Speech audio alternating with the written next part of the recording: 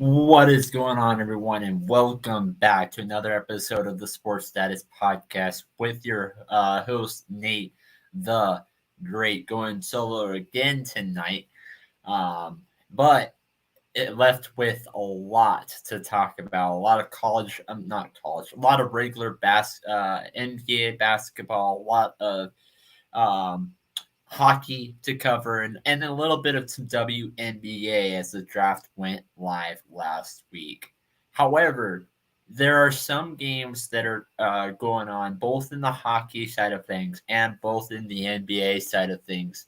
So, as the game is going on, I will go ahead and give a little bit of a sneak peek of what is being, what is happening right now. Um, so we have just a hit in the third quarter of the Sacramento Kings and the Golden State Warriors game. Golden State ended up starting off strong, scoring 23 points in the first quarter, with Sacramento 17. But really, once second quarter started to arrive, the Kings ended up taking control of this game. Um, really, with the presence of Malik Monk there, very underrated player. Although I say that, and Malik Monk just turned over the ball. Andrew Wiggins just turned over Malik Monk's. Okay, again. Oh, um, very underrated player, and now we go into the fourth quarter, 83-75. If the Sacramento Kings end up winning this game, that would be huge, because all they have to do to pretty much lock up their spot is take one of these games on the road. Golden State hasn't been able to do that in game one, as they lose 123-126. Very close game. I mean, if you look at Golden State, they overall, Golden State just turned over the ball more. And really, over any statistical category, the only thing that Golden State did better was field goal percentage. And even then, it wasn't really by that much.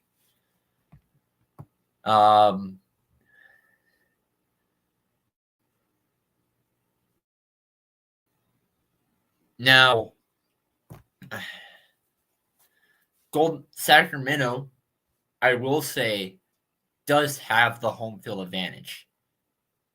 And starting off 2-0, if they win this game, is huge. But with this one, I mean, it really could be anybody. So to start off the fourth quarter is actually just about to get started. We have 11:33 minutes in the 11:33 in the fourth. Overall, I like that the Kings starting five has had a really good job about spreading their points out, with the exception of Lyles, their power forward. Every person that's on the court right now has scored points. Lyles is 0 for 2 in 3-point and field goal percentage, so he actually hasn't had much playing time. Andrew Wiggins has been huge for this team. Steph Curry's in there as the point guard. He just scored. Andrew Wiggins, again, going with the defensive rebound. Gary Payton Jr. didn't have much in this one. Steph Curry is not the leading scorer on this team right now. But Andrew Wiggins is, but just by 3. Right now, Golden State's leading the fourth quarter in points, 2-0.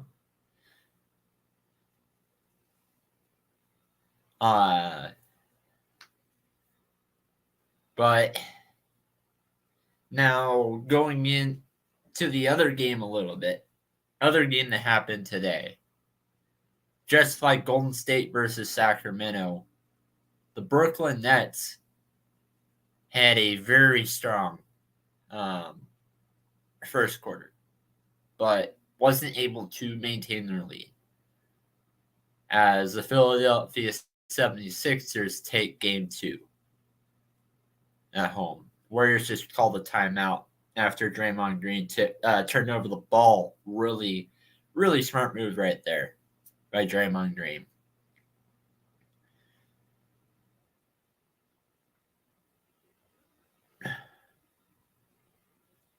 So far, every scoring, every score, every attempt except for one has been inside, trying to score from 2. Golden State did attempt a 3-point shot once, but wasn't successful at it. Andrew Wiggins has been a very strong defensive rebounder, at least out of what I've seen. I did start the live stream in the fourth quarter, though.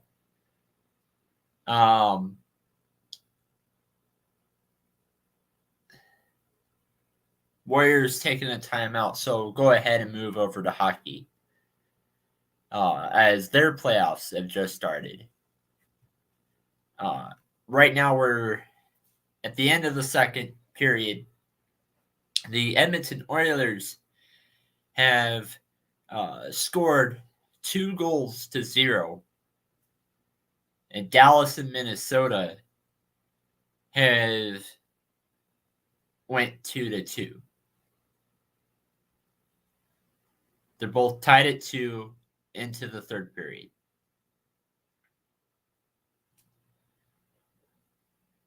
Oilers ahead over the Kings. Kings haven't been able to do much.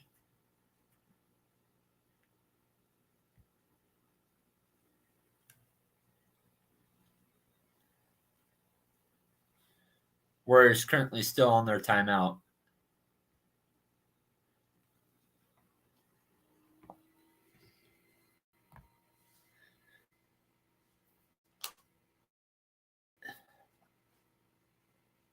Right now, I'm going to go in turning into the Kings and Oilers game. Leander City won a face-off against Philip Denault. Currently, it's the end of the second period, though, so that face-off didn't really matter. So they're currently in commercial break.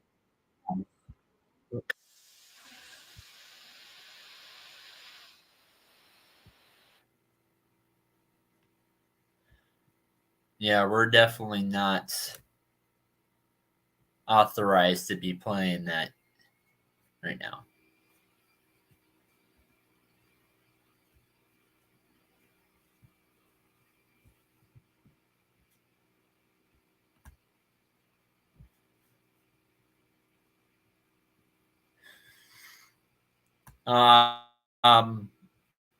The 2 goals in the Stars and the Wild game, the Wild the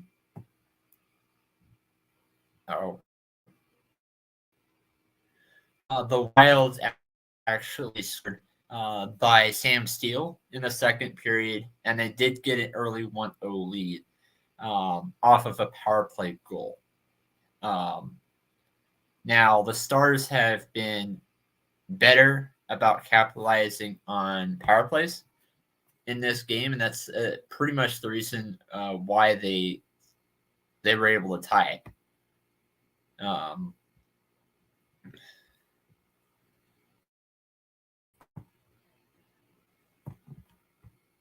But that being said, Sam Steele is the only person in this game to not have a power play goal.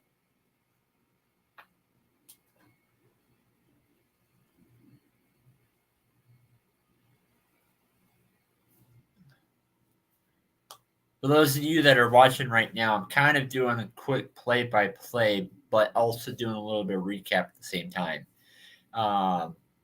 Play-by-play with the Wild and the Dallas Stars and the Minnesota Wild. Just going back and forth between all three games.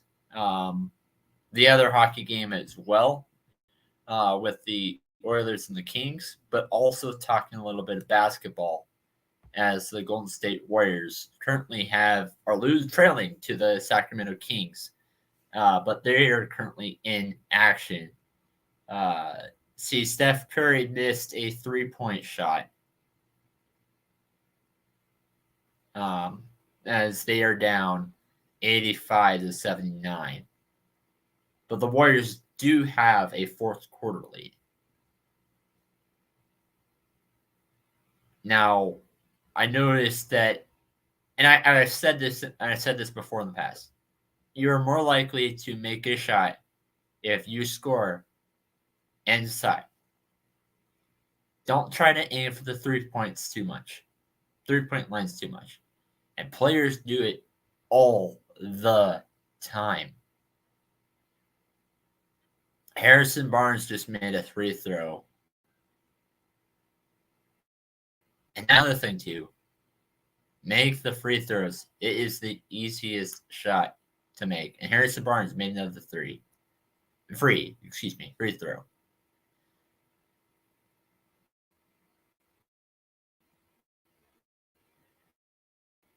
.23 left in the fourth quarter.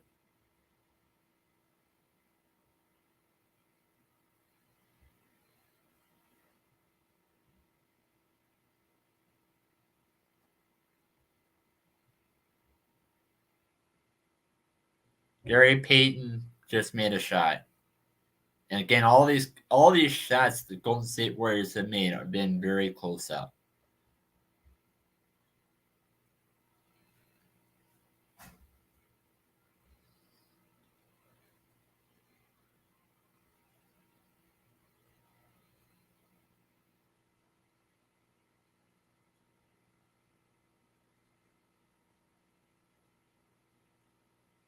Klay Thompson, Malik Monk got a defensive rebound after Klay Thompson missed a shot.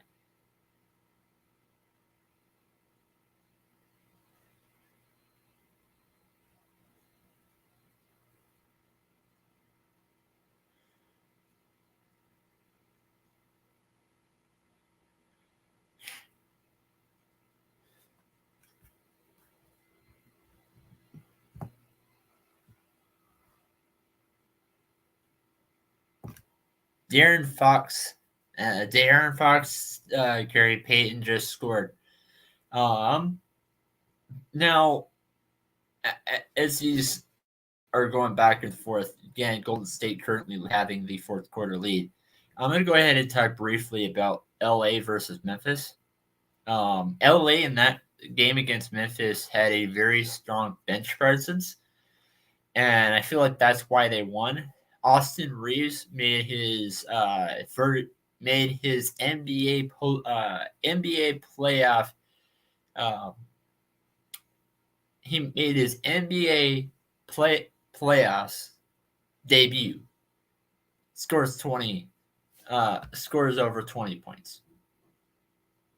Memphis Grizzlies, Ja Morant goes down hurt. Which leads into my next topic. Miami Heat, Milwaukee. Tyler Hero. He goes down, complains about a hurt hand. Ends up playing the rest of the first half, but then they announced that his hand is broken, and And he won't be playing throughout all of the NBA finals, NBA playoffs. Milwaukee, Giannis Antetokounmpo, their best player, might not make game 2. By the way, he went down too because of soreness. Definitely not as bad as Tyler Hero. And Golden State just scored, so now it scores 91-87. So if you take Giannis away from that team, who is that team? If you take Tyler Hero away from the Miami Heat, yeah, that would hurt. But at least they have an identity. They were able to win 130-117 now. Granted, missing Giannis did definitely help that Miami squad. But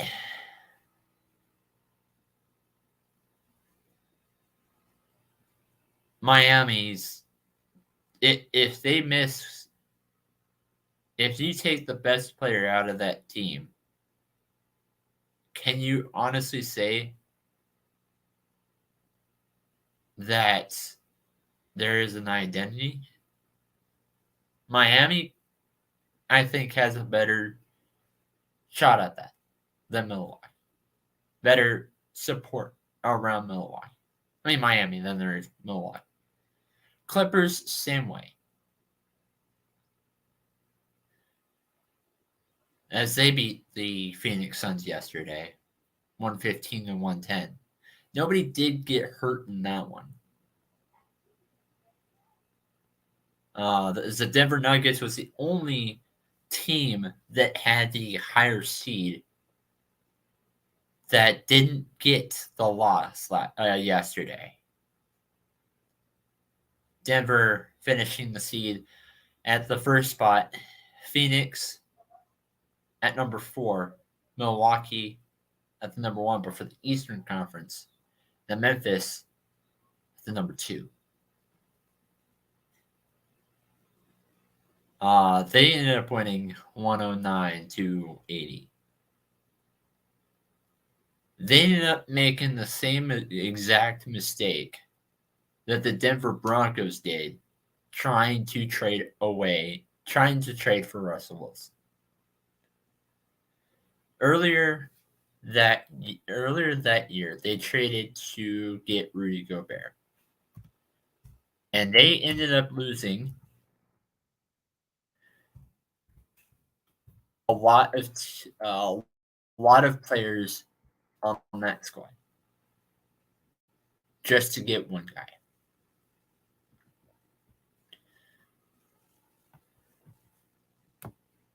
The Jazz ended up getting Malik Beasley, Patrick Beverley, Leonardo Balmero, Walker Kessler, Jared Vanderbilt, 2023 first-round pick, 2025 first-round pick, a 2026 pick swap, a 2027 first-round pick, and a 2029 first-round pick, just to refresh the memory. Now, I want to say something in mind. Walker Kessler was the number 22 pick in the 2022 draft, and he was part of this deal. And all the Timberwolves got for that 10 players was just Rudy Gobert, making them one of the slowest teams, but also a team that lacked depth and bigs. The Denver Broncos, they traded to get Russell Wilson. They lost 5 draft picks and 3 other players just to get him, including a really good tight end. No, the other two I didn't mind as much, but including a really good tight end.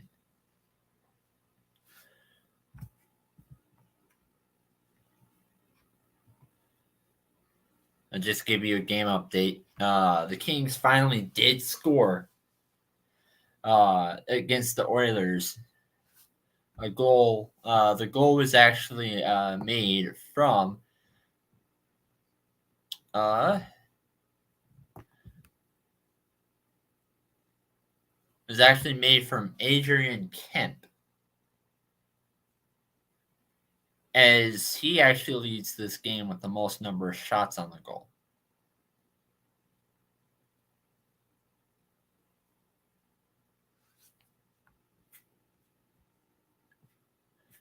We have a couple of comments on there. They said, imagine the Kings sweep the Warriors in. I'm sorry, I'm going to read this part. Imagine Kings sweep Warriors. Do they become automatic favorites? I'm not buying the Suns hype.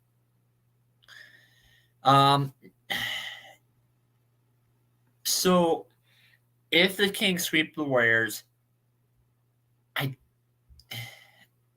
it is really a tough Western Conference, so I don't know.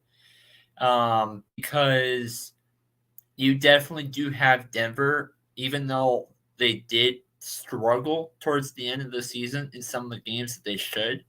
But it's also very possible that they didn't need to win half the games they did. The Nuggets did, so they just lost some of them.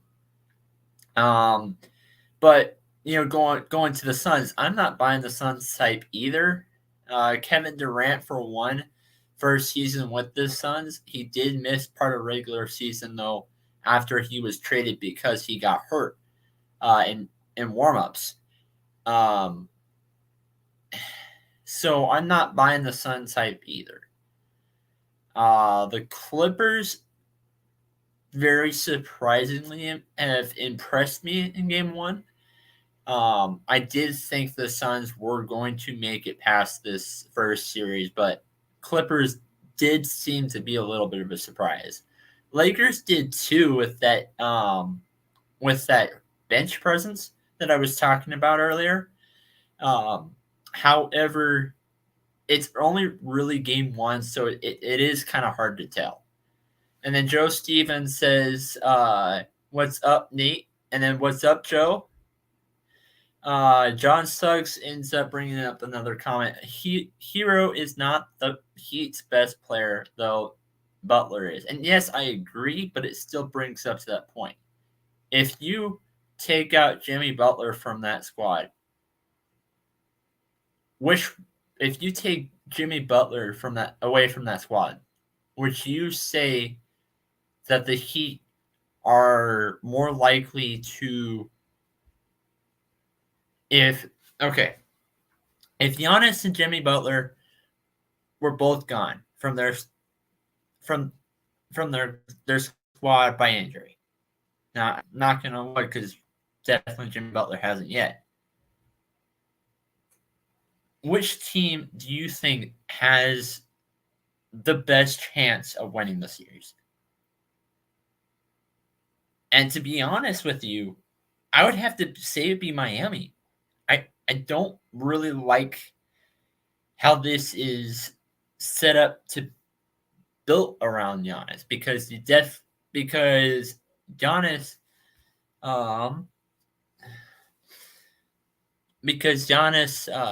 they need Giannis to have a better chance at winning the games. And then John Suggs says Bucks still win because Bucks has shown that they can win without Giannis. Heat struggles with Butler, so Butler don't score big.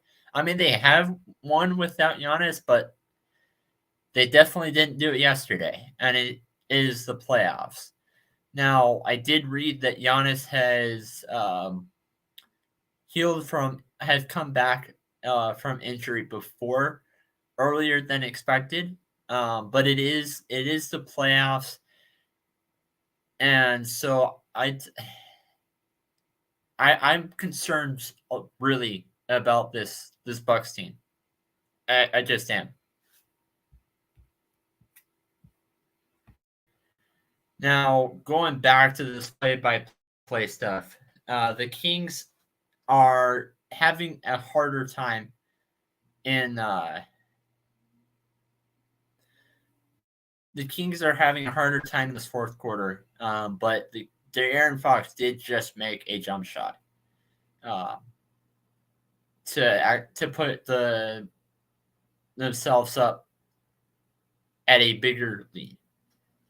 Currently, their lead right now is 99-95. And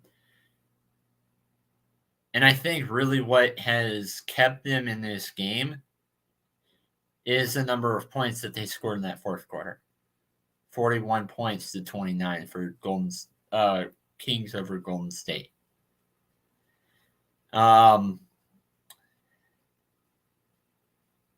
So going back to hockey real quick, the Oilers did score again.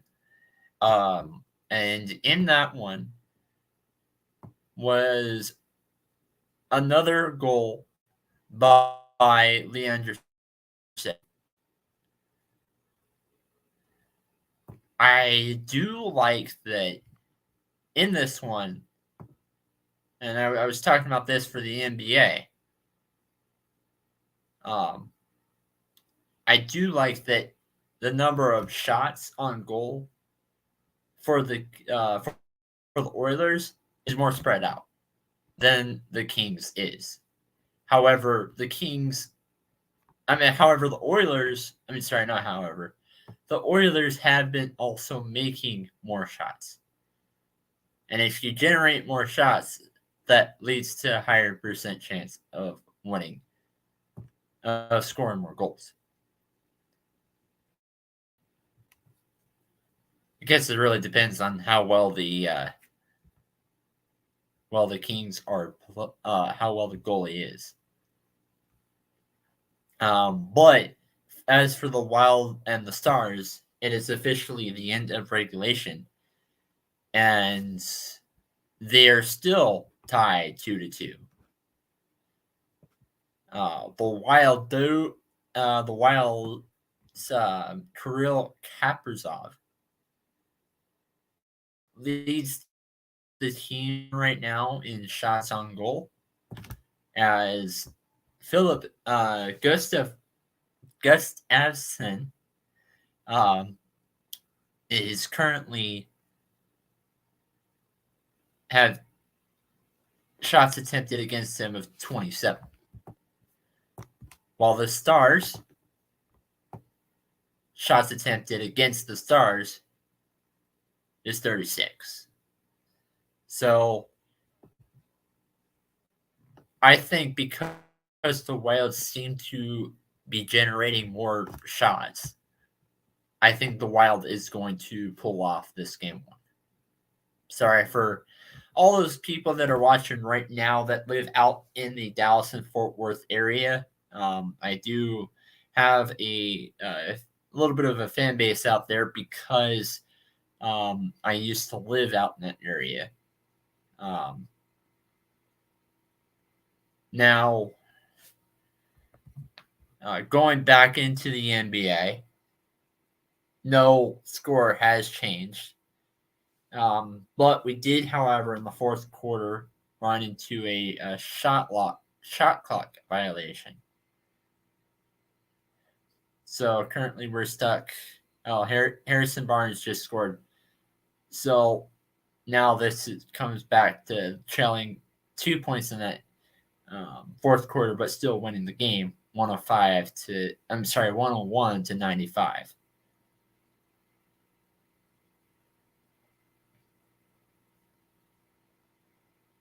Harrison Barnes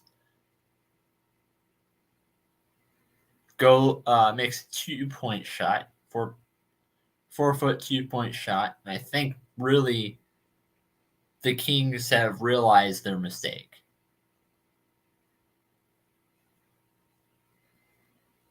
Golden State just scored for 3.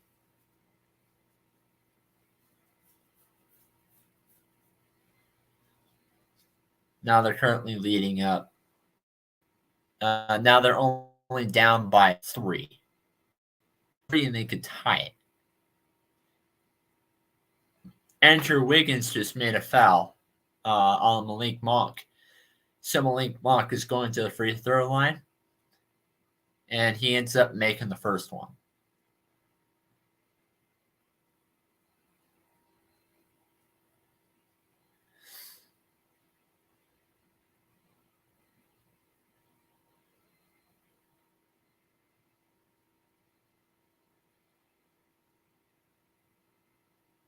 Now he goes for makes the second one. So now this game is 102-98.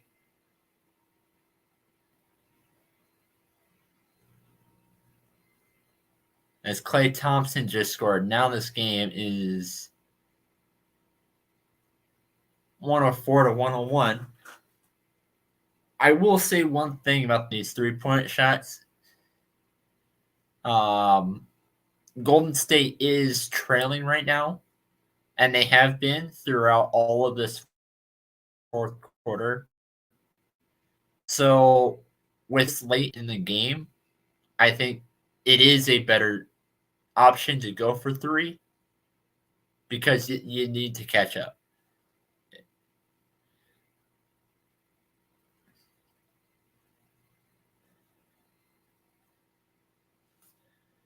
.217 left in the fourth.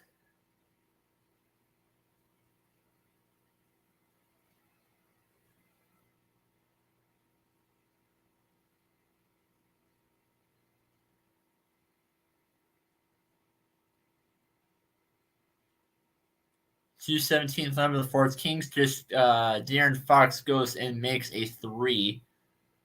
Puts after Domantas Sabonis makes the layup. De'Aaron Fox is going for 3, making the lead even bigger. The score right now is 107-101.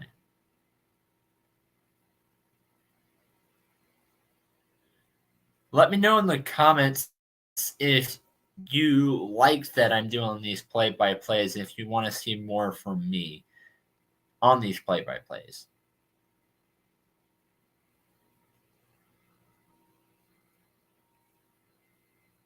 Steph Curry turns over the ball.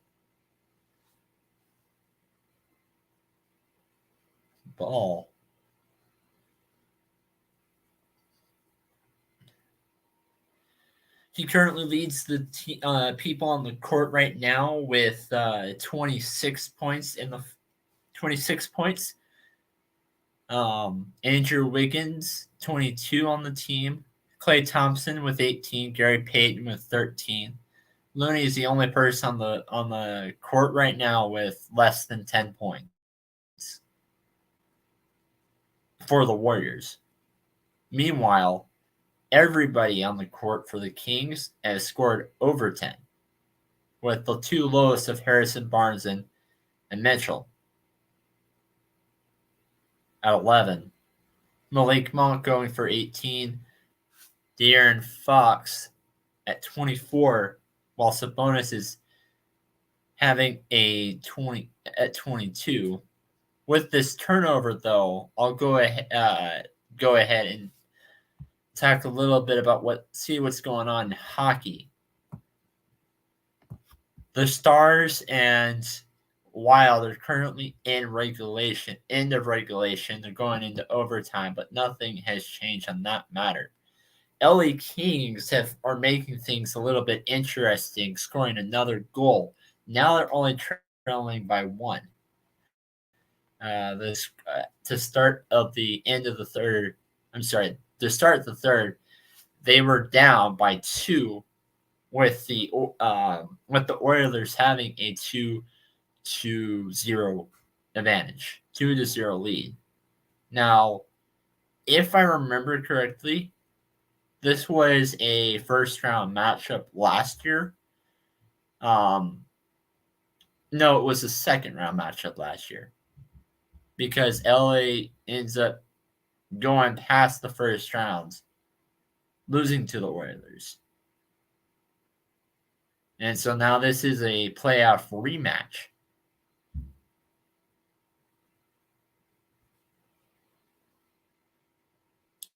That game's actually going in as still a little bit more to go with 7:30 into the fourth quarter.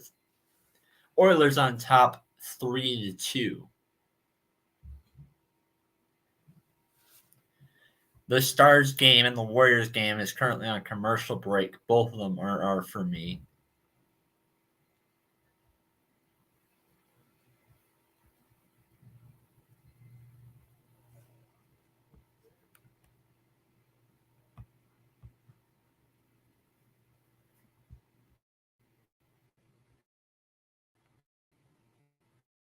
Now, the Warriors, to start it off, they're Steph Curry ends up going the free throw line, scoring points for both teams. Harrison Barnes, however, responds with a shot, making a 7-foot 2-point shot with an assist from De'Aaron Fox. Kings currently in the lead, 109-103. Klay Thompson goes and misses a shot. Rebound by Harrison Barnes. However, Andrew Wiggins gets fouled. As a foul.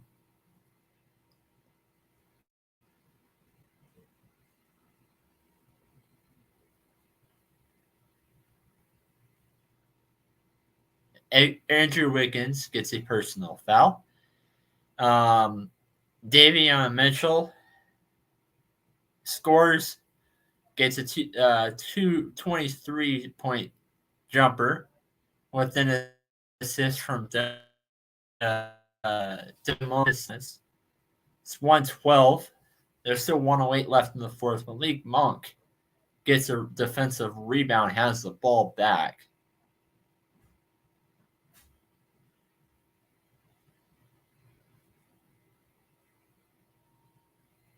I'm sorry, that was De'Aaron Fox with a pass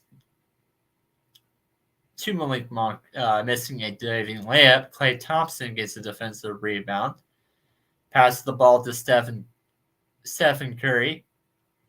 Misses a 28.3-point shot. And then Malik Monk gets a defensive rebound. They have 41 seconds to try to win this game. Now it's down 18. Klay Thompson defensive rebound.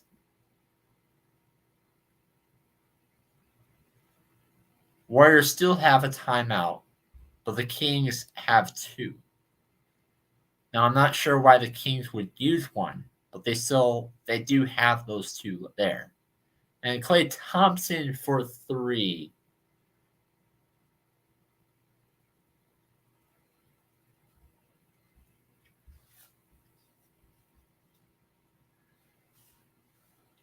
Klay Thompson for 3. Score right now is 112-106.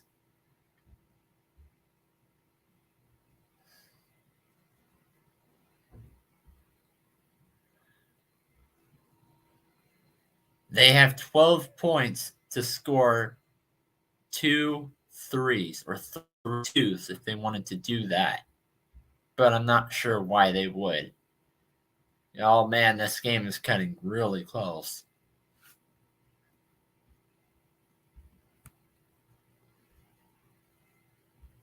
All 3 games are cutting really close.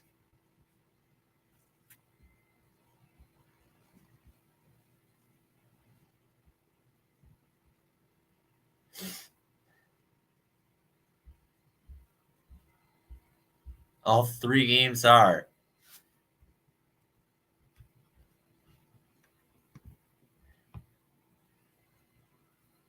Meanwhile, the Stars and the Wild haven't had their regulation yet. Okay, so DeMontis ends up making a dunk, a game-winning dunk. Andrew Wiggins has the gets the ball but misses a 3-point shot, and then Harrison Barnes makes the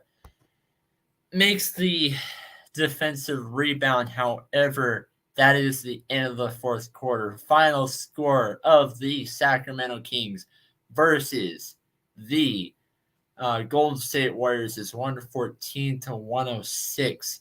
Kings get a very strong and very convincing two-game lead. Now, the Warriors do, however, have their next two games at home.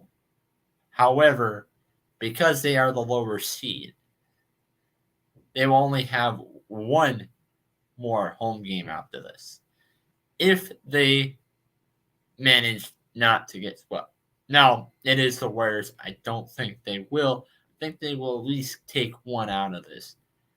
But the Kings, what they have to do is try to get one of these next two games on the road to get a convincing series win. And now, going into the comments real quick, do you see any head coaches for the teams in the NHL players under the most pressure? Is the Hurricanes coach ever going to get the hump? Avalanche don't make it out of the first round. Do you see him in the hot seat this offseason? Hurricanes coach, yes, I think that he might be, because, besides the Tampa Bay Lightning, really there hasn't been a lot of people. Besides Tampa Bay Lightning, nobody really has made it up to the finals in the past 3 years. So really, the answer is I could see really any of these guys gone. Avalanche, if they don't make it out of the first round, no. I mean, I don't. I don't, because the Avalanche did win. I do think that there will be a lot of media attention on him. If he doesn't make it out of the first round, like the Avalanche did,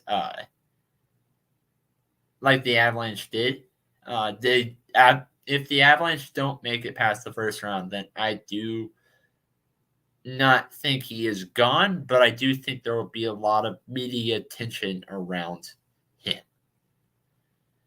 He says, yes, because I'm at work and I can't get the TV here. Ha ha. And I like to hear a few in-game plays. Which hockey team surprised you this year? I think Buffalo don't very well. Kings slowly building something, and NJ Devils way ahead of schedule. Buffalo has done well. Is currently John Suggs auto correction. And to answer your question, the one that surprised me is I'm actually going to go in the opposite direction. The Pittsburgh Penguins, a little bit. They've made the playoffs year after year after year, but didn't actually make the playoffs this year. First time in 16 years that they haven't made the playoffs. Now, they go from that to completely cleaning house. The playoffs haven't even started yet. Now, the regular season for them has been over, but the playoffs haven't been started yet, and they fired everybody that quickly. To answer your question, that surprised me in the opposite direction. Now, the other one, the Buffalo doing very well, barely missing the playoffs. That surprised me a little bit. Kings are slowly building something. I would say Seattle, but I also live in the area, so I know a little bit more about that team. So it kind of didn't. Pins is and then I say probably the last one is Boston doing pretty well getting that first seed in their division. The Stars also. So I'm naming a lot of teams, but there were some nobody huge, but a lot of small surprises. The Pens is just about to go through a total rebuild. Old team wasn't coming. Eventually, Pens had to go through a bad stretch for the next 3 years. Yeah, I totally agree. But just the way they got rid of everybody, firing them the day after the end of this season, just was a complete shock. Um, Now we are heading into the overtime for the Stars. Wild. So they did finally just they did um they did finally. I'm just pulling that up right now.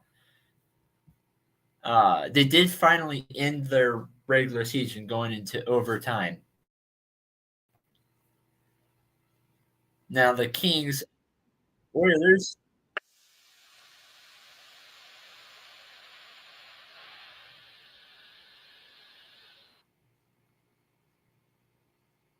Okay, that's now the second time that's happened. Um,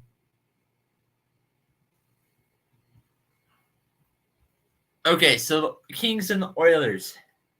They have 49 seconds left in their game. Their game's actually almost over. Leandro Sadie just won a face-off against Anze Kopitar. However, there has been an icing. An icing. However, in that icing call, Anze Kopitar won a face-off against Connor McDavid. Now, the Kings do have possession of the puck. Um, So I'm currently on the Kings and the Oilers game right now. However, the Dallas Stars and the Minnesota Wild, their game's going on right now as well. The scores right now is 2-2.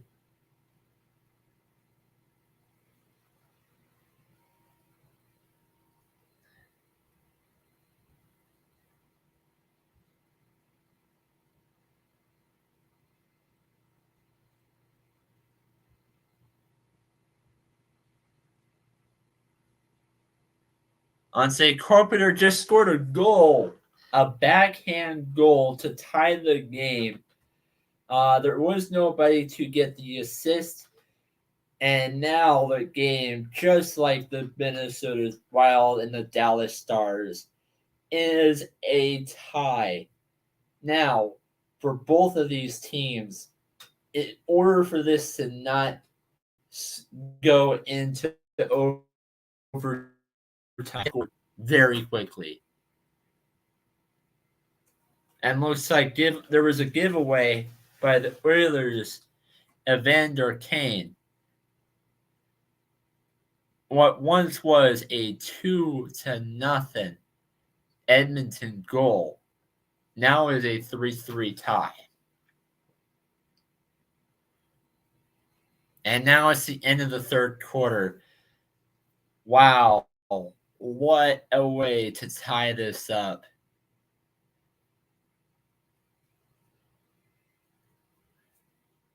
Oilers just like the Oilers just like the just didn't want to they wanted to start they didn't want to get the 0-1 um disadvantage. Now Carolina, I'm going to go back to your comment to your question earlier. There were two games earlier today, Boston beating Florida and then Carolina beating the New York Islanders 2-1. Now, Carolina does have the home field advantage, so does Boston. Florida, you were talking about surprises earlier. They didn't do as well because they're playing as a wild card team. So I would probably just gonna go off on a hot streak here. Expect Florida to be one of the teams swept. I don't think Boston is going to lose the game to Florida. Although I did read coming into this game that there were some key players from both the Boston Bruins and the Florida Panthers that didn't make it, that are missing from this game.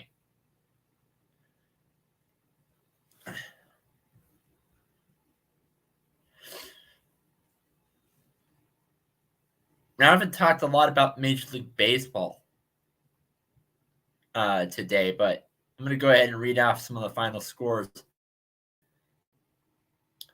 The New York Mets is the only one that is currently still going. Their game's still going against the LA Dodgers. They actually have a lead against the LA Dodgers, 8-6. While the other team in LA, the LA Angels, they won 5-4 very early today. The Miami Marlins won 4-3. The Cincinnati Reds beat the Tampa Bay Rays. That came as a little bit of a surprise, 8-1. Still early, but the Reds being one of those teams to knock off. Well, they didn't knock off, but they did end a once upon a time the last team to be undefeated. Started going off in a 12-0 record. The Rangers beating the Royals today 4-0. The Arizona Diamondbacks, they won 6-3. Houston beat Toronto 9-2. Pittsburgh Pirates demolished the Colorado Rockies 14-3. Chicago, Oakland. That was. I'm pulling up the schedule right now. The Chicago Oakland game. That score was also not close. Chicago ends up winning 10-1. Milwaukee beat Seattle today, 7-3, and the Atlanta Braves beat the San Diego Padres 2-0.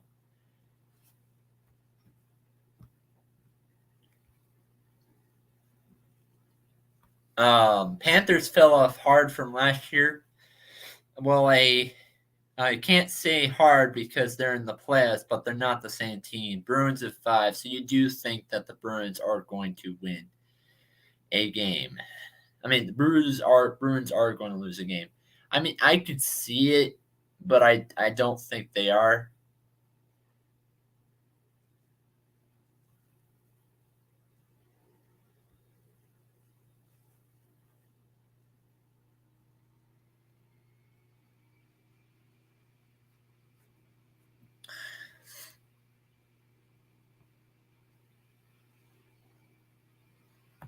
Now, Dallas and Minnesota Wild.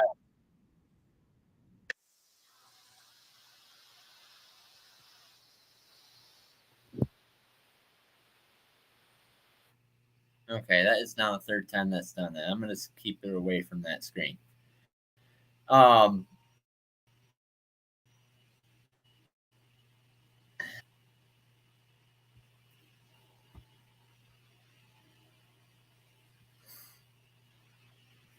Okay, so Minnesota Wild.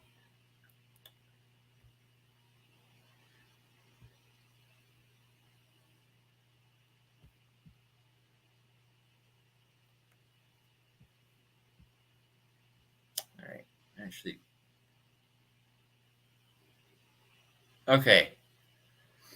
They're currently in their game against the Dallas Stars 2-2, and while the Los Angeles Kings ended up beating the Edmonton Oilers today, three. I mean, no, sorry, I said that wrong. They're still tied. It's the end of the third quarter. It's 10:01 for me, so I'm still a little tired. Brain fart. Okay, redo. Kings and Oilers still tied in the third quarter. Tomorrow, previewing tomorrow's NBA games.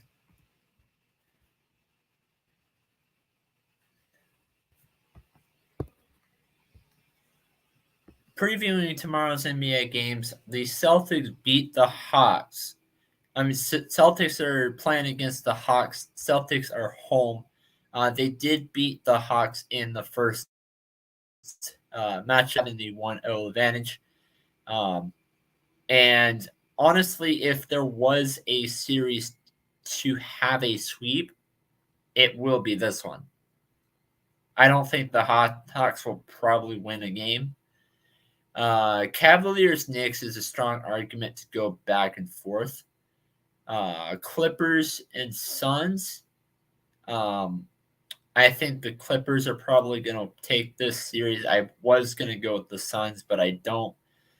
I feel like the Clippers have a better bench, and I do like Westbrook's role in this LA team because I feel like Westbrook on the Clippers is just he's much happier. Um, uh, Now, even though he's still in the same city, and I like the fact that Kawhi Leonard did take a year off last year. Um, Now, do I think they're going to go all the way? Probably not. But I'm leaning towards the Clippers to win the series. Lakers against Grizzlies. Yeah, I'm a little nervous about the Grizzlies too. As I said earlier in the show, the Lakers do have a better bench, and the presence of Austin Reeves there was a really.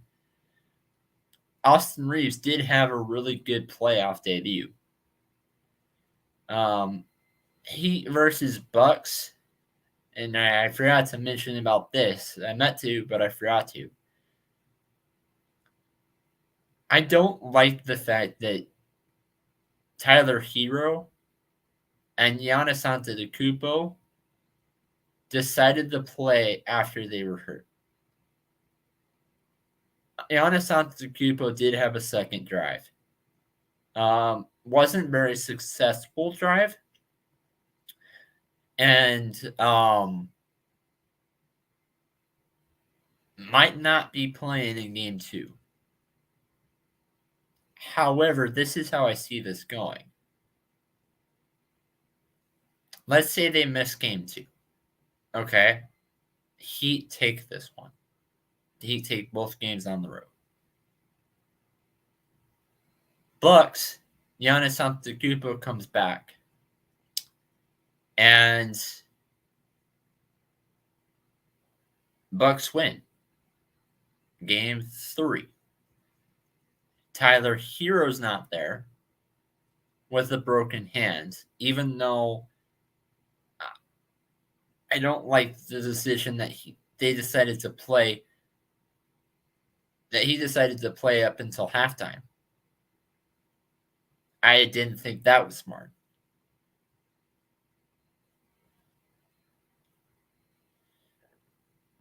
But now I'm actually reading into Wednesday's game. So Heat versus Bucks will not happen until Wednesday. Tomorrow will just be the Hawks and Celtics, Knicks, Cavaliers, Clippers, Suns. But since I started, I'll go ahead and finish it. The Nuggets and Timberwolves will also be on Wednesday. Now Thursday goes again with the 76ers against the Nets. Game 3 of Cavaliers and Game 3 of Cavaliers versus Warriors will also be on Thursday. And then the Suns versus Clippers will also be on Thursday as well.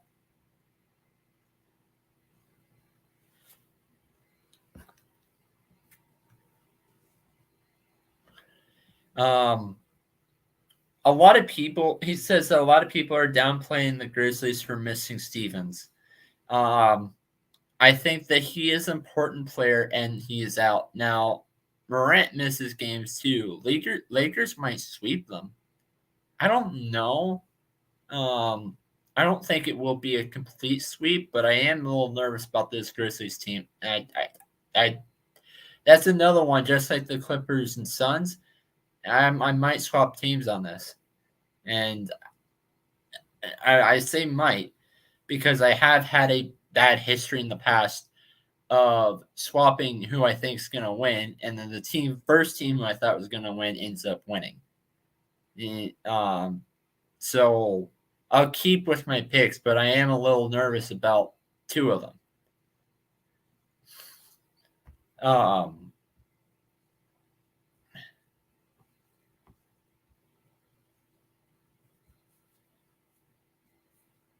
Now, Minnesota versus Dallas is still going in overtime right now. Score right now is 2-2. So just giving you a quick update on that. And the overtime, however, for the Kings and the Edmonton Oilers is not done. It hasn't been started yet. Nobody has scored for either one of these two games.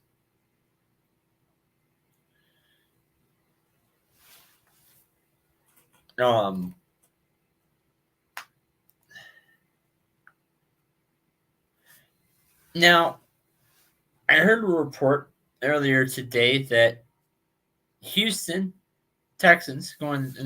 This is going to be the only NFL topic of the show. But they're looking to trade away from that number 2 overall pick.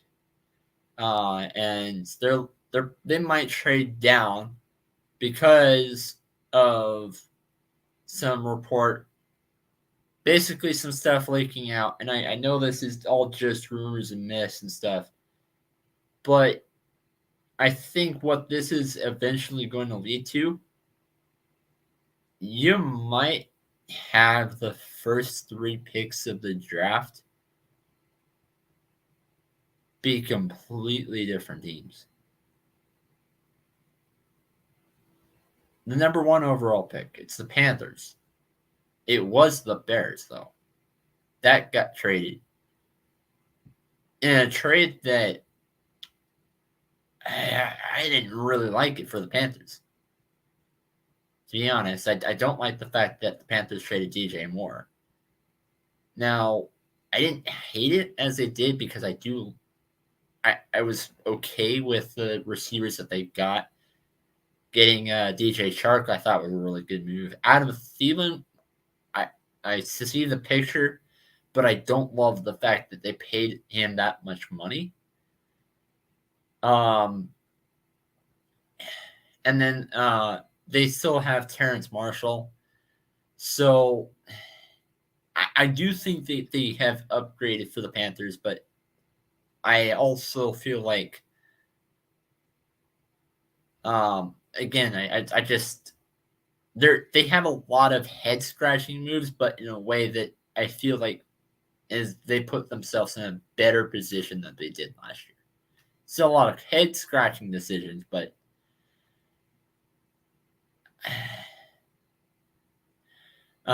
anyway, 2nd overall pick could be traded to a new team. Now you're looking at the 3rd overall pick. There's a process. I don't see Arizona drafting a quarterback in the 3rd overall pick, which means that they're probably going to have to trade traded. And Connor McDavid, so I'll just wrap this up real quick. Because Connor McDavid did win a face-off. So all I'm going to say is first three teams might look first three picks might look, the teams they go to might look completely different. So Connor McDavid wins a face-off against Phil Dorsett. However, they actually ended up going offside, which leads into another face-off. However,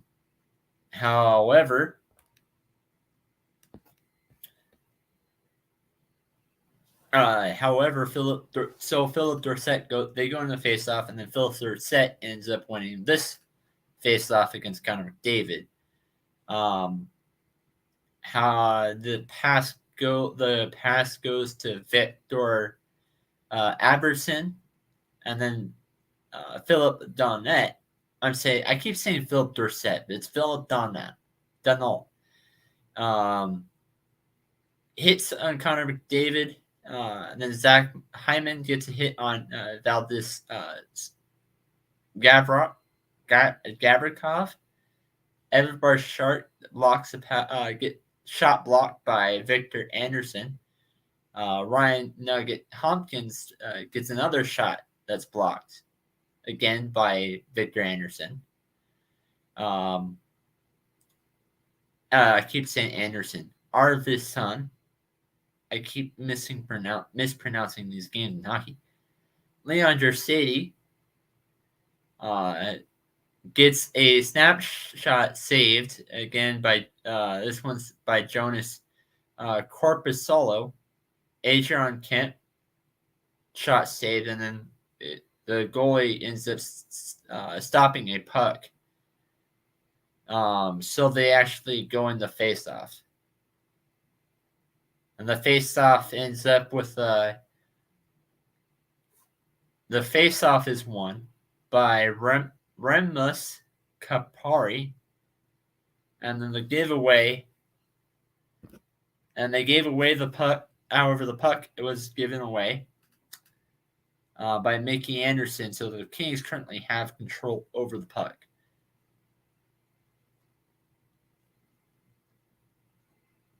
Warren Fogel gets it.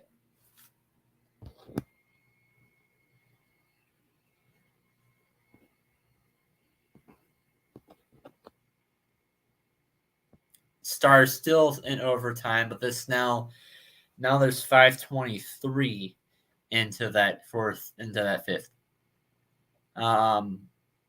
That Warren Fogel hit is currently being under review. We might get into the first power play of overtime, as there's now 18:06 in the third period.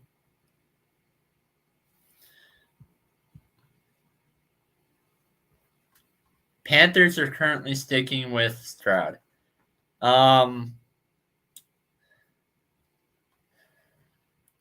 talk more about that next week. But I can see Bryce Young getting that number one spot. And if they do, expect Houston to trade down with somebody. Now I got to do some research and figure out who might accept that offer. But I would probably see Houston trading down if Panthers get Bryce Young.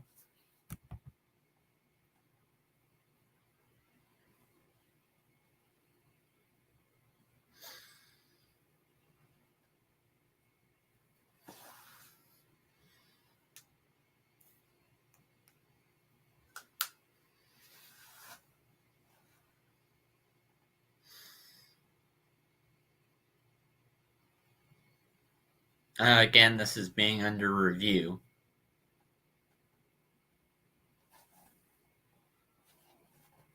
Just giving a quick scoring update. the Stars and the Minnesota Wild also in overtime. It's now 3:28 left in the overtime.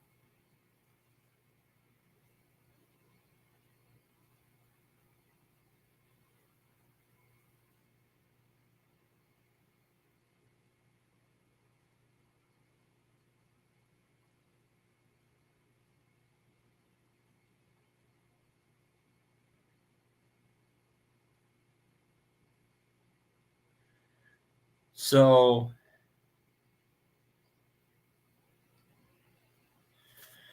Connor McDavid gets a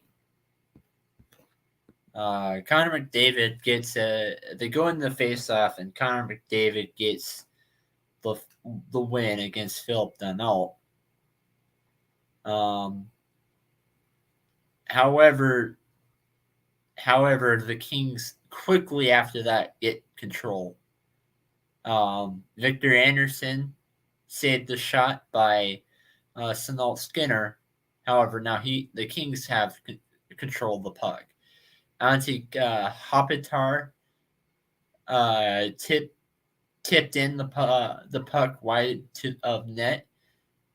Adrian Kel gets a hit on Leon Draisaitl, and then the Kings gives the puck away. The Kings player Adrian Kemp ends up giving the puck away. However, the puck, however, that play does end up being offside. So this is going to go in the face-off again.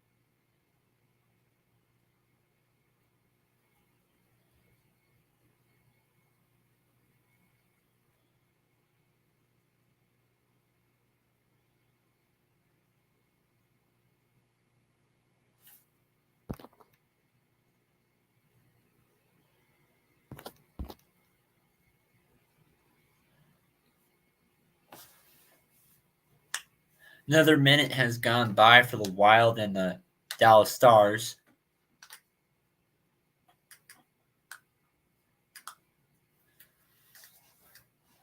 The score right now is 2-2.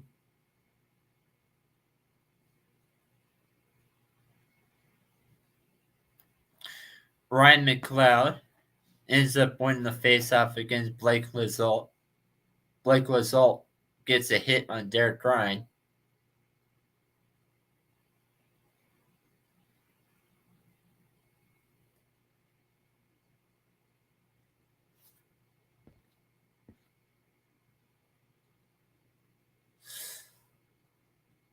However, Derek Ryan gets a hit on Blake Lizolt.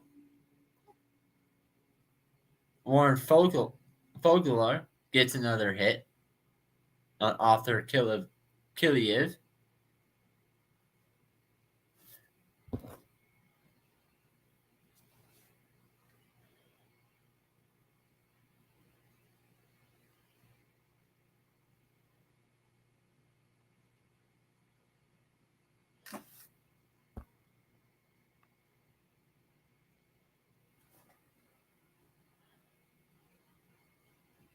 .221 currently is the time left on the Wild and the Stars, but however, for the Kings and the Oilers, they still have 15 minutes left. 15:48.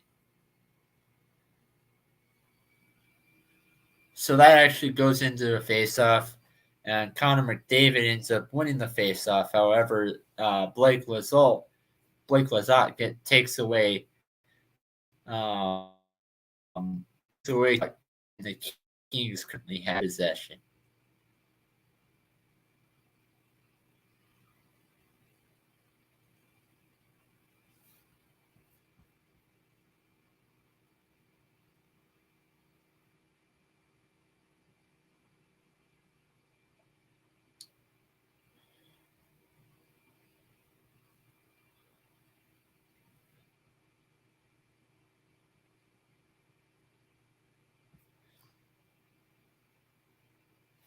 Um, Now I've noticed that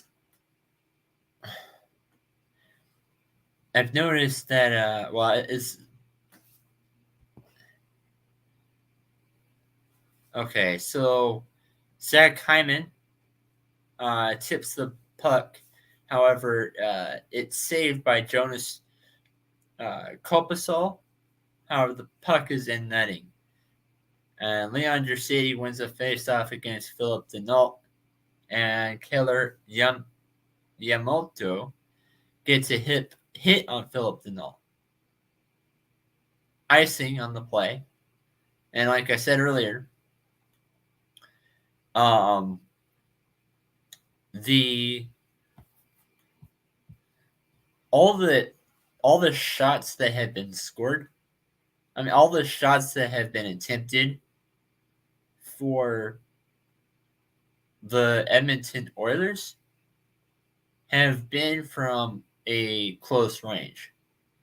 And they've been trying to shoot from that left side of the ice, and the goalie has been able to get a save from the left side.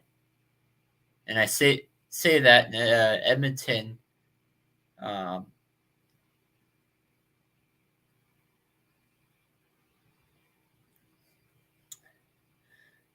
Keller Yamato gets a snapshot, and it's saved by Joas Corpusalo. And then the goalie ends up stopping after the shot on goal. There's not much shots on goal so far in this. There's 6 each. Three each.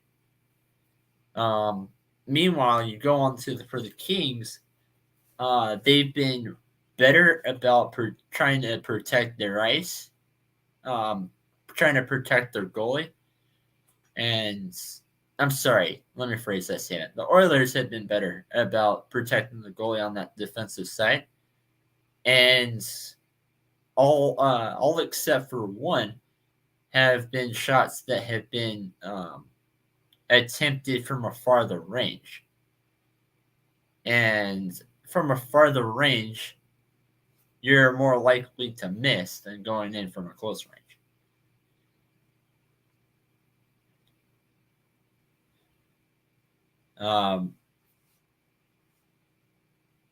Matis John Mark gets a wrist shot that gets saved by Jonas Corpusol. He ends up going actually from that right side though. So they're changing tactics because going from that left side didn't seem to help.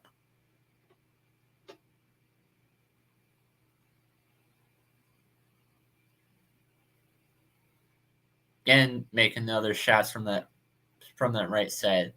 Now, Oilers right now are doing a better job about keeping control of that puck.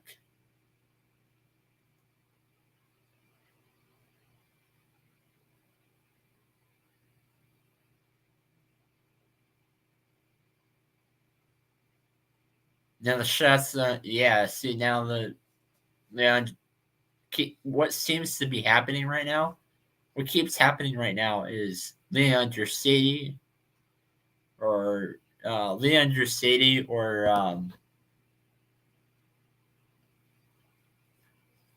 Leandro Sadie basically wins face-offs.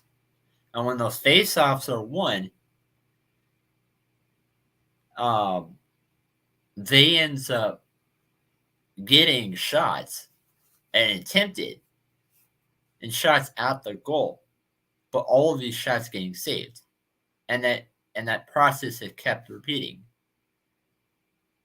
What now has been 4 shots on goal have been 8 shots on goal from the Edmonton Oilers. Darnell Nurse gets its snapshot saved. Cody Kessie gets a slap shot. Brett Kulak gets a slap shot. All of these are shots that had been saved by Jonas Corpusal, except for one. Derek Ryan tries to go for a goal, but it was blocked by Matt Roy. And after all of these that had been saved by Jonas, the goalie did eventually grab control of the puck and saved it. The goalie stops after shots on goal, so they're going to go in and go into another faceoff.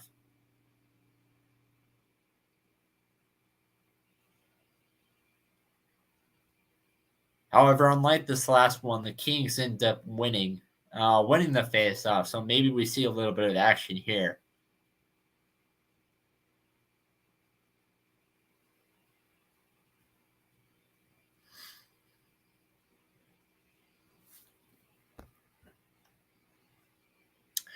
And for those that are following for the Wild and Stars game, we're currently into the overtime. We're currently end of overtime. They're going into a shootout right now.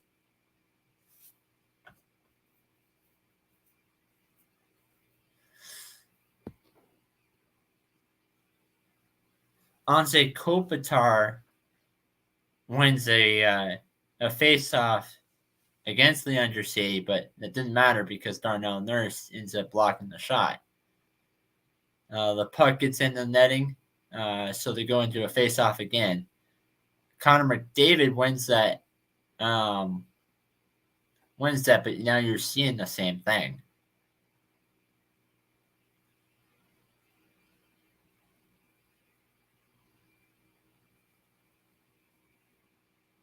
There now you see. Now there all that comes into another shot on goal, but this one is not from the Oilers. This one's actually coming from the Kings, from Victor Arvidsson.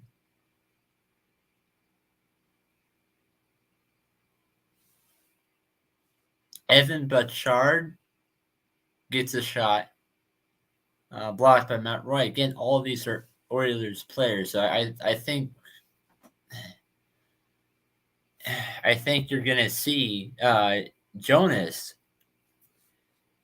missing a blocked shot.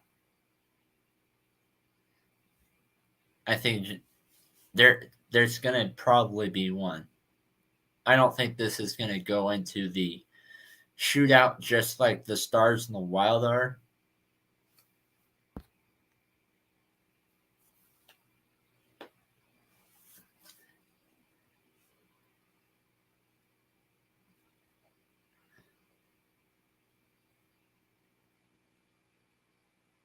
However, there has been a penalty. Vincent Descharnes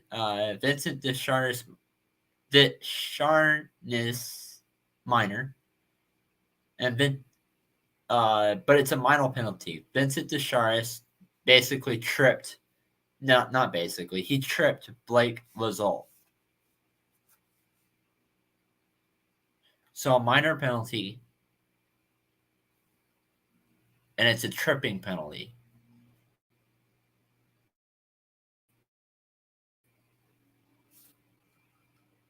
Which is huge because now this is playoffs, first game of the playoffs, and it's overtime. Kings could capitalize off of that.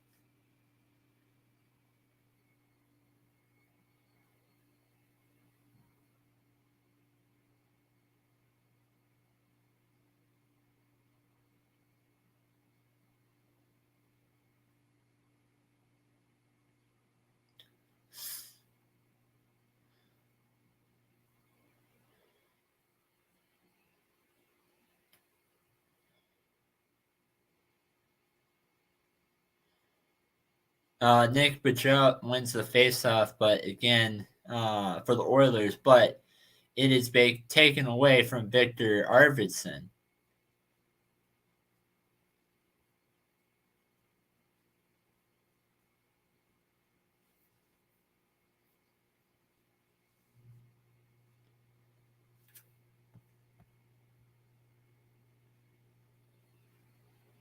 Panthers sticking with number one. Oh, Stars and Wild are going the second overtime. My bad. I was thinking it was going to be a shootout. Wild is making the Stars look a little bit tired. I should probably take off that comment.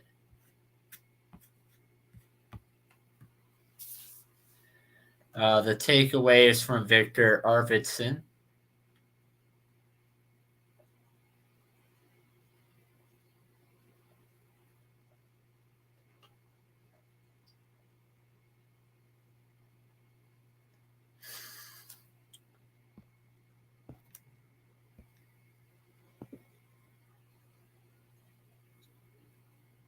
And the Kings end up scoring a goal.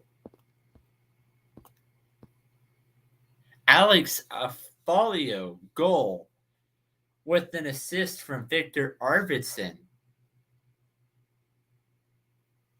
And that puts the Kings, the Los Angeles Kings, at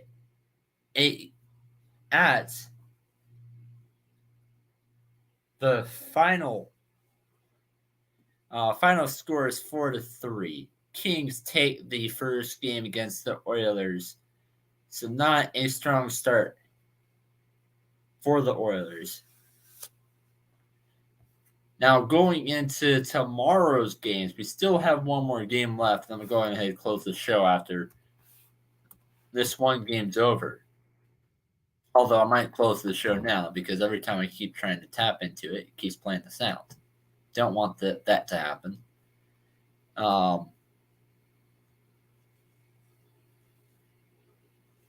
There it goes. Okay.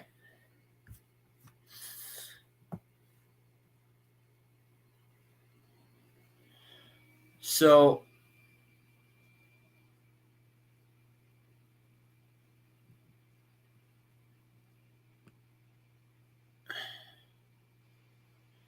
yeah, currently they're in overtime.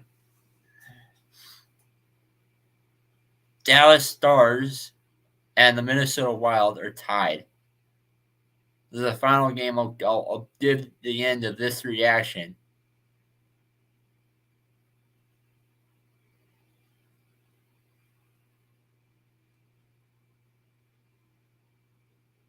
And the last thing that really happened was that Dallas Stars won the faceoff.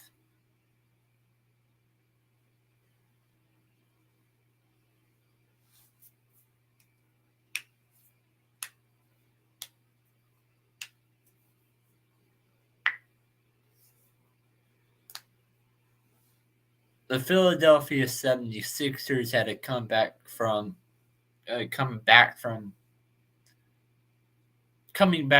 losing lead to a win. The Kings technically did the same thing, although the only time they were really trailing was the fourth quarter. I mean, the first quarter and a little bit of the second. Now, going into hockey, we see that from the other Kings. And then now going into the Dallas Stars, we saw that. Oh, we might see that from the Dallas Stars.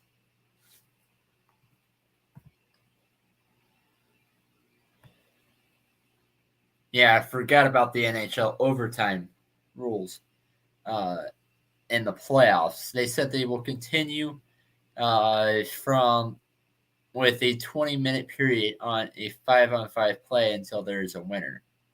The game continues after a 15-minute break. Which I have gone for about an hour and a half now. And then now we have a comment from Twitch. Nasty Nova says hello.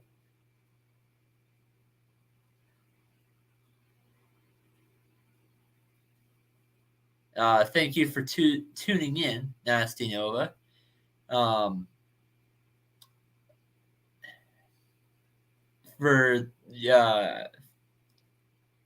In case if you missed it earlier, I was giving a little bit of a fourth quarter play-by-play for the Kings versus Warriors, while talking a little bit of some basketball that's been going on around the other.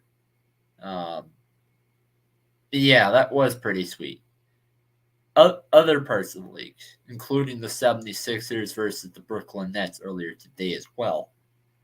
And now I'm concluding the show with hockey, as the other Kings, the LA Kings, had come back from behind win to take the Edmonton Oilers, winning that game in overtime 4-3.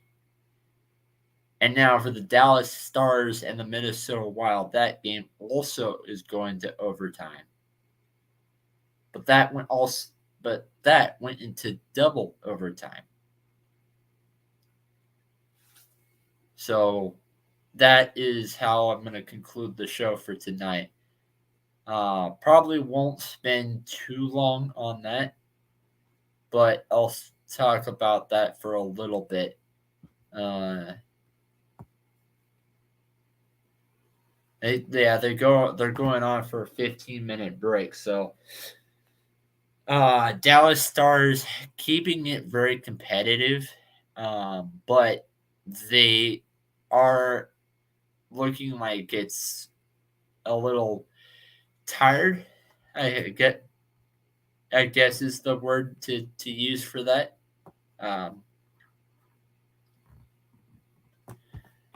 However, and as I talked about from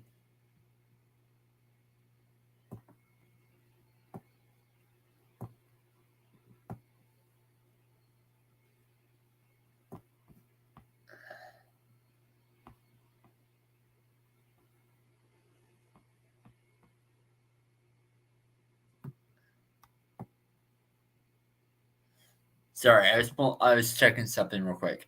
As I was talking about from the Wild and the Kings and the Oilers game, that ended in that was a comeback from behind.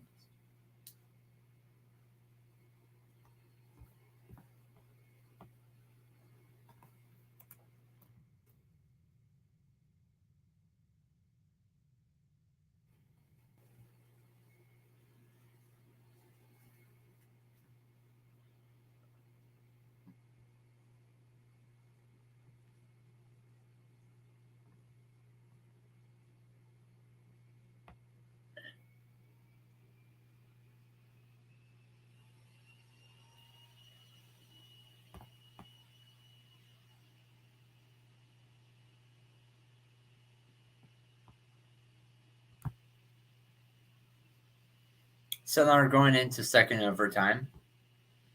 Wyatt Johnson made a snapshot. Wyatt Johnson won the faceoff and ends up getting a snapshot saved by Gustafsson.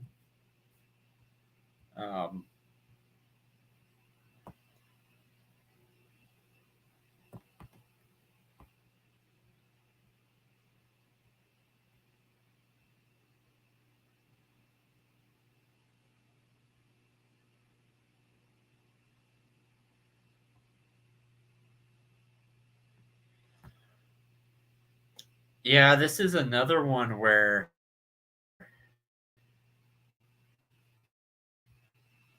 I do like the fact that the Stars have been shooting more goals, attempting that more. And now the Stars might seem a little bit tired after getting all of that shots attempted, but they have been shooting more and they have been keeping control from on the offensive side of the puck on that offensive zone for the Stars. So in that overtime, I do like what I am seeing of the Stars. Wild, not so much.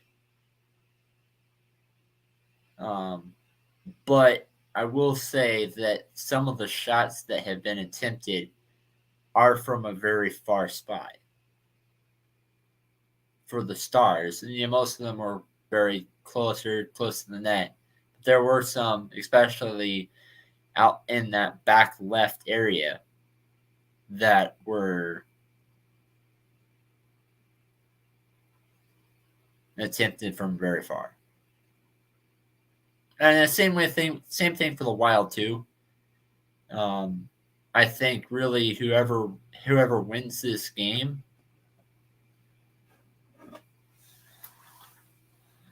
I think whoever has the most control in that second overtime, if it doesn't go into third overtime, is probably going to win that game.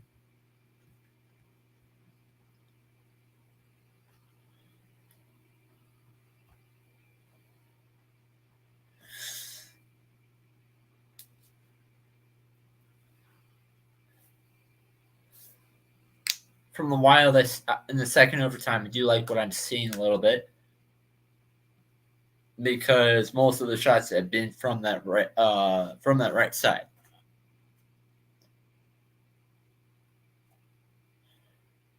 $17.33.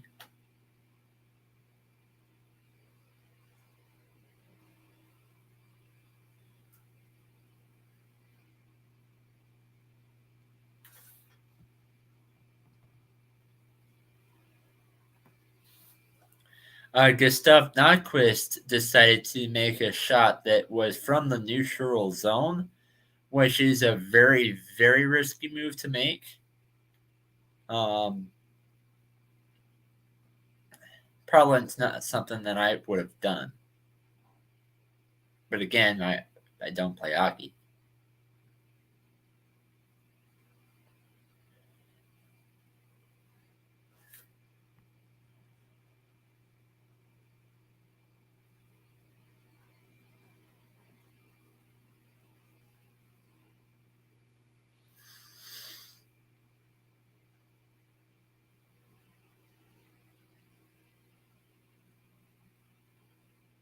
I currently have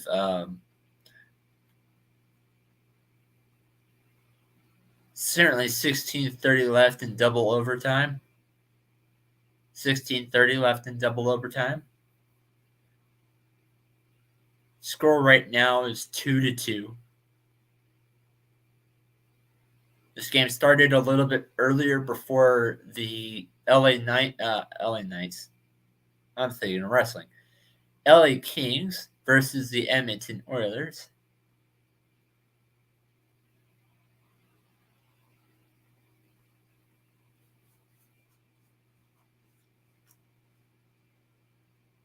Stars made another attempt, but this one it actually ends up going from the right side, technically left side of the net, but right side from the players. That shot ends up getting blocked from Jared Spurgeon. They're going to end up going into a faceoff.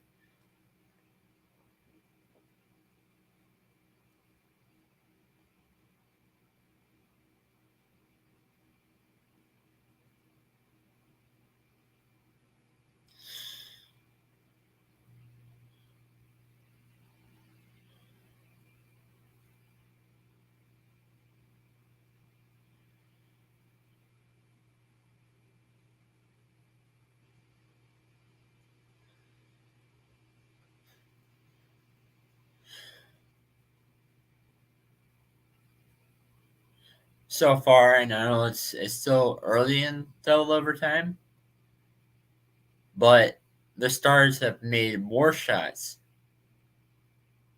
but they have made more risky shots as well.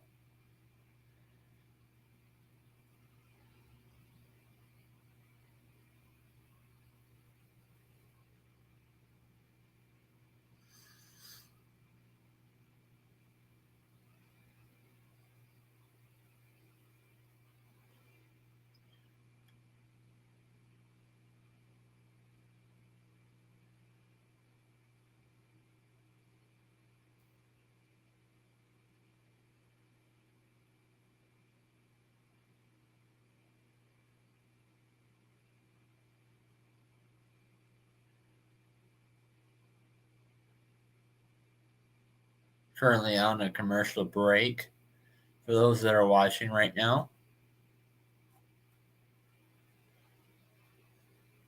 With 14:25 left in double overtime.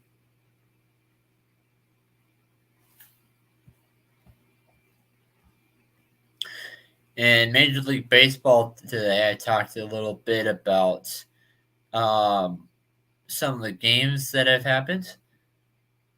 The Boston Red Sox end up beating the LA Angels 2-1. Washington Nationals beat the Cleveland Cavaliers. The Cleveland Guardians 7-6. The Yankees beat the Twins 2-0. Rays beat the Toronto. I'm sorry, this is the 16th. So the Angels beat the Red Sox 5-4. Cleveland versus Detroit got postponed. The Giants versus the Marlins. Well, Giants lost to the Marlins 4-3. Rays end up losing to the Reds 8-1. White Sox versus Phillies got postponed. Rangers beat the Royals 4-0. The Arizona ends up beating St. Louis 6-3. Houston beats Toronto 9-2. Pittsburgh demolishes Colorado 14-3. Chicago versus Oakland wasn't close either. That one went to 10-1. But before I continue, we're back from commercial break. Ty DeLeandria wins a face-off against Ryan Hartman. And so far, not much. Johnny Hogpak gets a hit against Zach Caruno.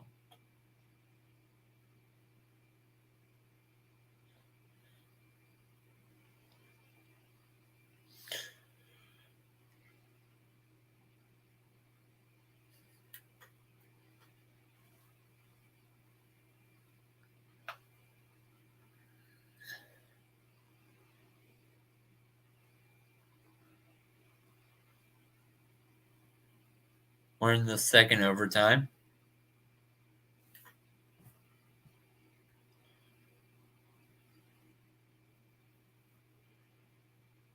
Nastinova says, I don't know much about hockey, but it's always fun to watch. I'm liking hockey this year, especially.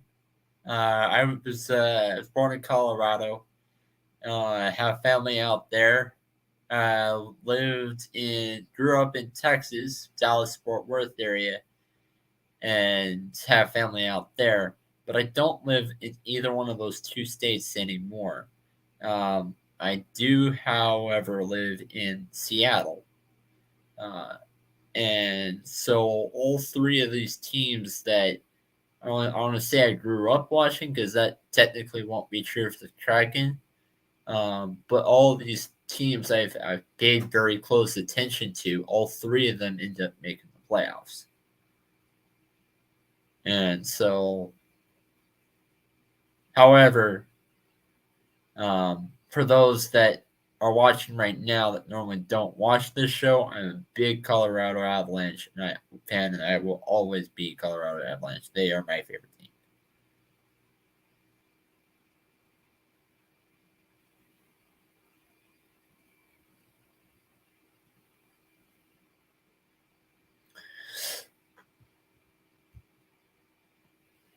Dang, these West Coast games, lol. I'm an Oregon Ducks fan.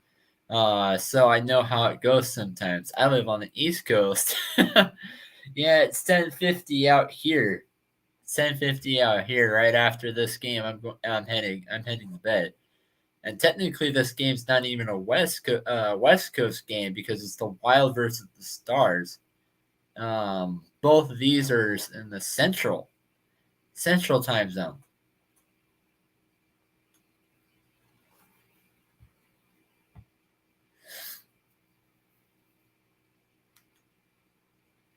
Rope Hintz wins the faceoff against Sam Steele. However, Mikko Haskinen gets a slap shot on the wide side of the net.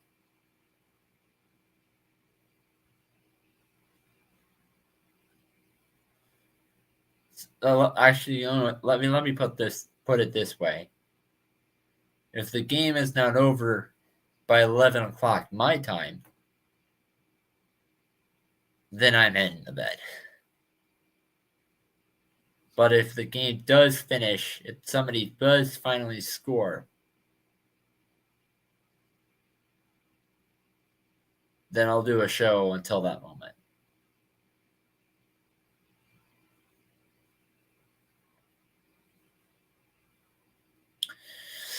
Um,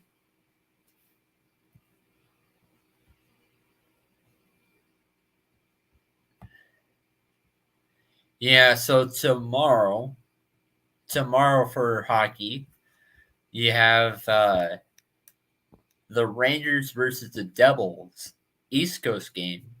Game is going to be starting at 4 o'clock, and this is in my time. 4 o'clock my time. And then the Lightning will end up playing their first game. This will be against the Toronto Maple Leafs, who historically they haven't had much success getting past the first round. So I think everyone knows who I'm taking on this one. The Winnipeg Jets are playing against the Vegas Golden Knights. And as I was saying earlier, the Seattle Kraken, team that is local for me right now, is playing against my favorite team on the road, the Colorado Avalanche, also defending Stanley Cup champions.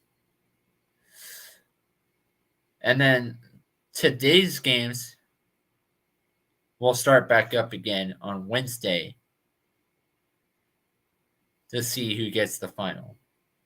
Now, something I didn't really notice until after I saw the bracket, it is very possible to see the same Final Four teams in the playoffs this year, just like we saw last year. The Oilers against the Avalanche and the Lightning versus the New York Rangers. I don't think that's going to happen, but it is still in that realm of possibility.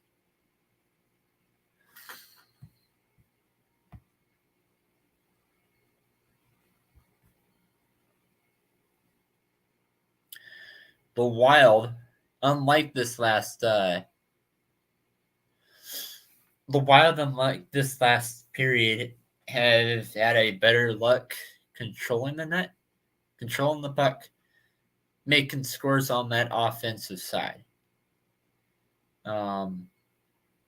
Again, I'm not really much of a fan of scoring into that middle zone area. But all of these attempts from the Stars that either have been close up or you get into that far corner.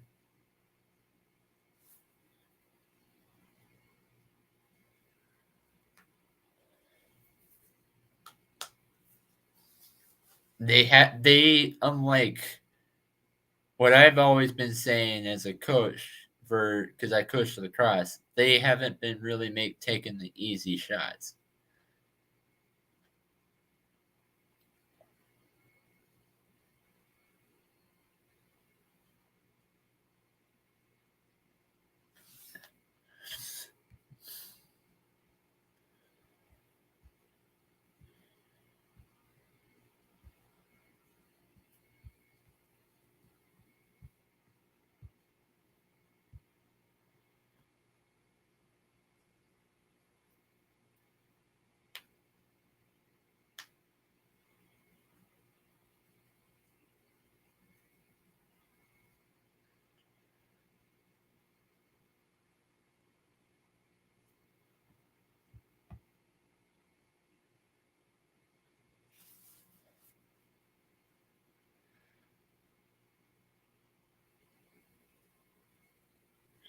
So Roope Hintz made a wrist shot off the goalpost. Miro Haskinen made a wrist shot again. And so, 3 people in a row, all Stars players, making a wrist shot.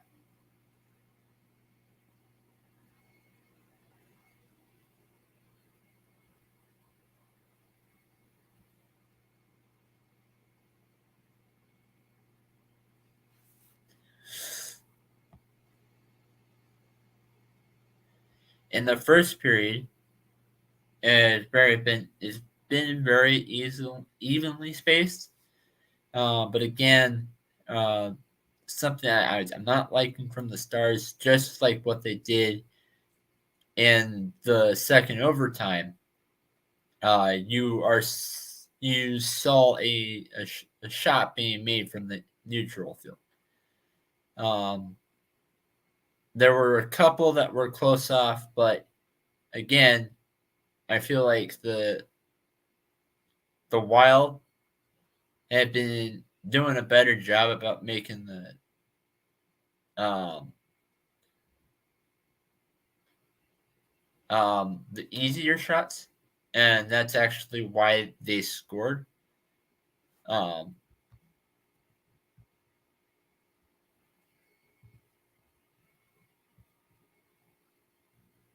and that goal was an easy shot close up in the net from Krill Kapazov. Gets an assist from Jared Spurgeon. And by the way, just give you a quick update: the puck ended up going into the benches, so it might take another commercial break for us to see some more action. Kirill Kaprizov gets that goal again. That's close up in the net. You want to make some of those shots because those are the easier ones to get.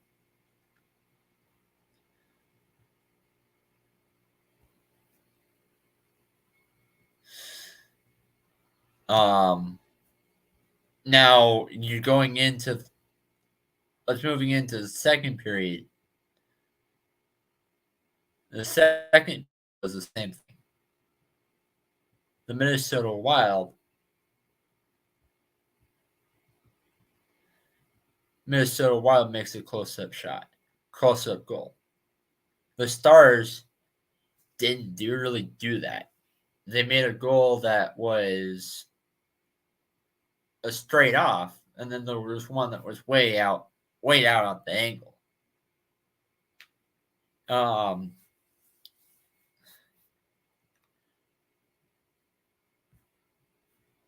and don't get me wrong, they were good goals.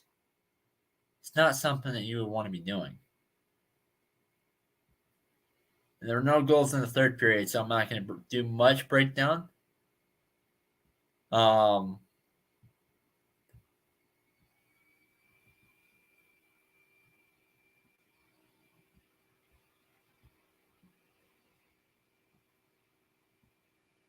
but like I said, other than the second period, and actually I'll go ahead and see if they did it in the second period. Yeah, in the second period. Oh, oops.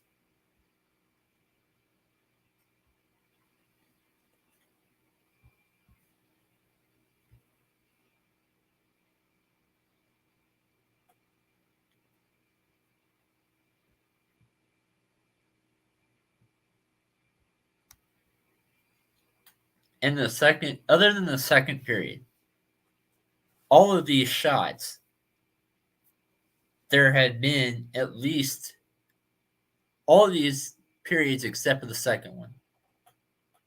There has been at least one shot from the middle zone from a Dallas Stars player.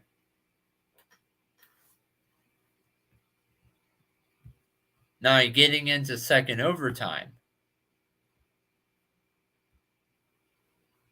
and nobody has scored yet. But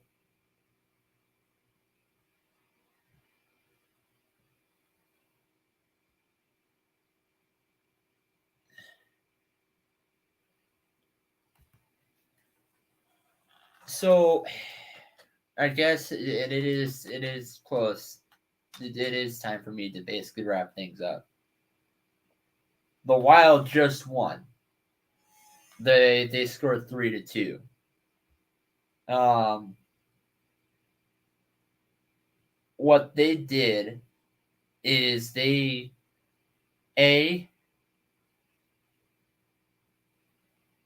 they've kept the offense.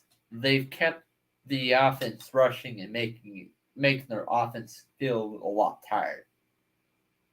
And while the offense had been making shots right back and forth, especially in that overtime, which is a good thing because the more you shoot, the more you have, the more you shoot the shots, the more you have a chance at scoring goals.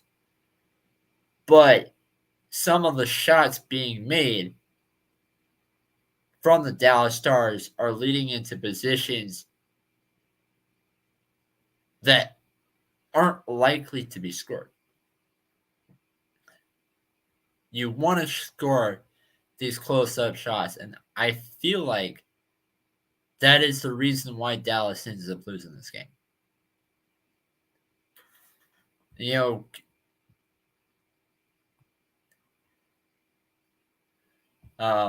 and this has been another episode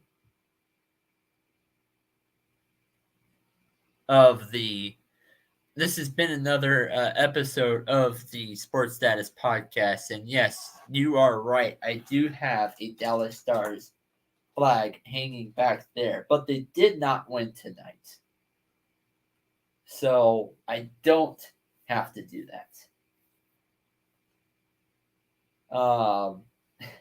I don't have to do that. And maybe, just maybe, depending on how things play out, I might do a show tomorrow. Maybe. Maybe. But we'll see. This has been another episode of the Sports Status Podcast with your host, Nate the Great. Finally, closing out for now. Peace.